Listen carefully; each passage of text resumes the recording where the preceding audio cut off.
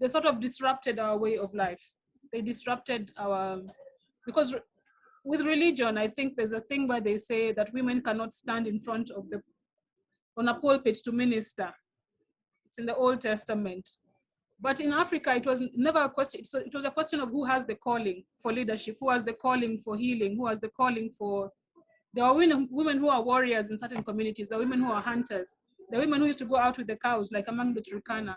So when you try to box gender relations according to someone else's belief, I think that's where we lost it, especially as African women, because first you have the patriarchy. I think, Chelsea, you will remember or recognize some of this, won't you?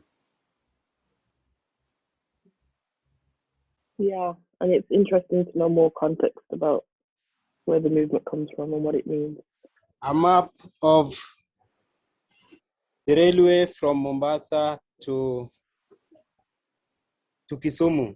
So this is how it travels across the land. So we have here down below, we have the Mombasa. This is where we have the Indian Ocean.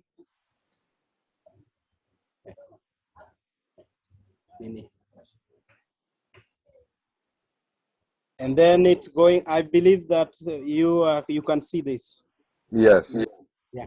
So it's going all the way to, it's passing, these are the towns that I say, Voi, you can see Voi, you can see Makindu, Kibwezi, it's going all the way, Kijabe, Naivasha, and Nakuru, Mau Summit, and then it will get to Lake Victoria is somewhere here. Most of the towns that we now have came as a result of the railway stations. It was also the beginning of another wave of colonialism in East Africa. And coming from this culture, the whole thing of just grabbing a piece of someone's work or cultural artifact and just sticking it into a thing is part of how I'm used to working. But inevitably, you can't just do that when you're working with someone else's culture, and it's sort of. Not a question. I just want to say, please keep the suitcases in the bags, because I love that, and the trolley with the old people. Please, that made it for me. I just thought that. We will. Okay, that's a request from Anne. Charmaine.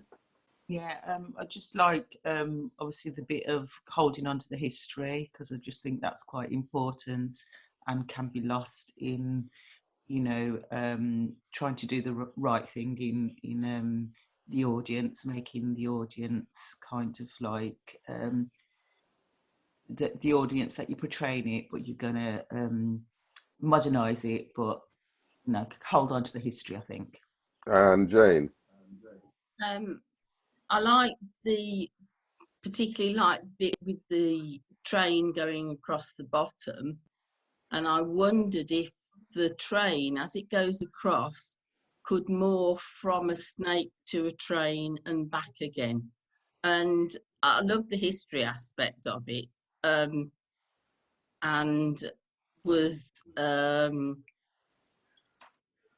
enthused to actually look up about it, and was amazed as to how it got the name of the lunatic line and how that was a speech in Parliament, and found that aspect of it really interesting. Yeah, so we had the dancers sort of imagine what kind of Africa they would want. They wrote short pieces about what they dream about Africa. So we have a series of texts just before the dance.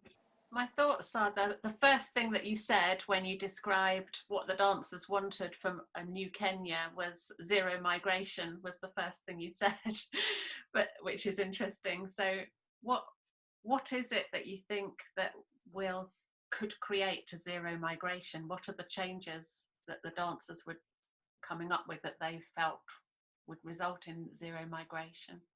how best can we show the self-reliance, the independence, that we own our things, we can do it, we are in a space where things, you know what I mean? And I think it's one of those things that as the artistic team you can conspire about and say, this is how we're going to approach it, like you did with the first number, because the first number, it was as if like it was the opposite of resistance, the slowness, but then it unfolded, it made everything so clearly.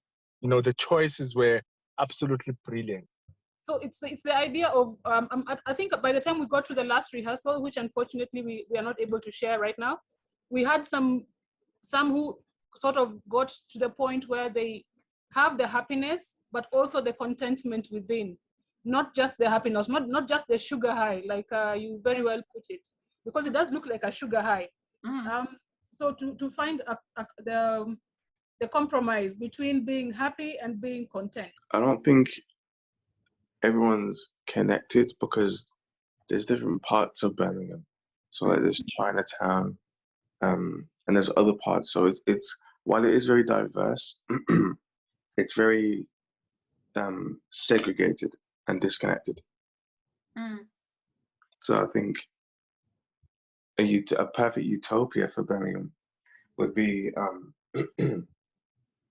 if we were all just a bit connected more. There's an inevitability about where you are creating hubs for people to come together. You're really just creating new villages, aren't you? You know, it's. I don't see how it's possible. It would be lovely if you could, but I suppose things, you know, events will bring people together.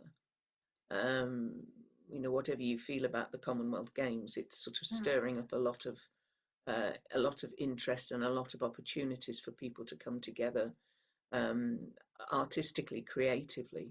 So we have villages that are sort of isolated and very, how do you say, secluded, and they have their own cultures internally.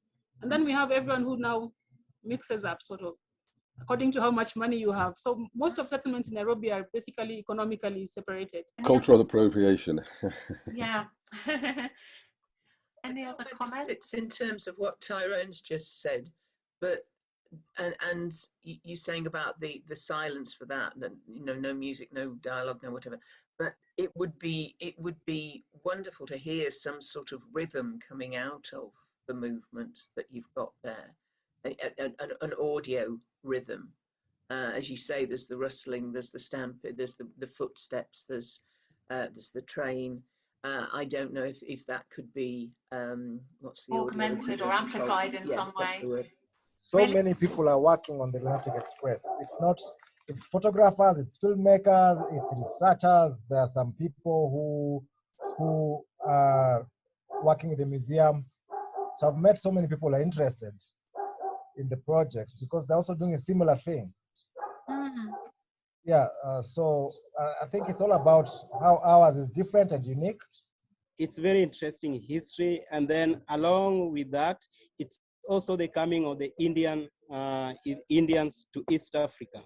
The Indians came to work on the railway with the British because, I mean, the idea of work in this way was also new to the locals, but the Indians already had some experience with the British, so it was a bit easy also to work with them. Well, simply to say that during the Second World War, my father was a prisoner of the Japanese in the Far East, and he worked on the Thai-Burma Railway, which was another lunatic line, in as much as it was a railway that had wanted to be built and had been discarded. The idea had been discarded because the territory that the railway would be built across was far too hazardous. It's exactly the same sort of scenario as the lunatic line, but nevertheless, the Japanese went ahead and built it, but they used slave labor, as was used on the lunatic line, from all sorts of nationalities, apart from prisoners of war. There were a lot of Chinese people who I don't quite know how the makeup of the workforce was created. But it was an experience. They say that a man died for every sleeper that was laid on the railway. I've got a hand up from Charmaine. Charmaine, are you there? Did you want to ask something or comment? The performance is going to be at the National Theatre, and I just wondered, because we talked about all the different pockets of people, the diversity, and also the standard of living, sort of like the wealth. How accessible is the National Theatre going to be to the youth that want the performance to be to educate? We want to target the youth. We want to target people who are able to just walk in and out. National Theatre is within the CBD, Central Business District of Nairobi. So it is within walking distance from every matatu, every public bus terminus. And therefore, most of the people are targeting are the youth. And definitely we hope that we get other people who are important in society. And for everyone else, I'll see you when I see you. When we see you. We'll see each other when we see each other. Thank you everyone. Bye-bye. Bye. Thank you, everyone. Bye. Bye.